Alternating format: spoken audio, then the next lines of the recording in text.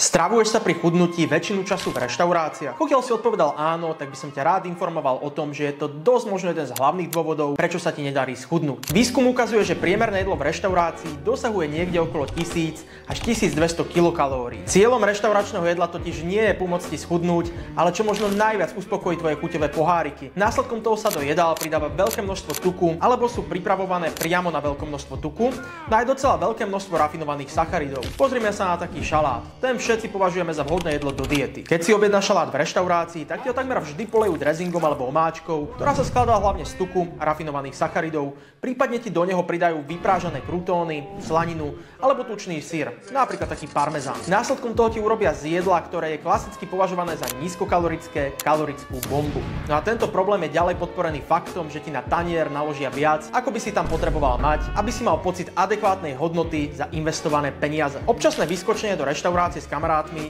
nie je problém. Jedlo totiž má aj sociálny charakter a chudnutie je dlhodobý proces. Ale väčšina jedla za týždeň by mala byť pripravovaná v tvojej kuchyni, nie v reštauračnej kuchyni. No a pre viac praktických tipov ma nezabudni sledovať.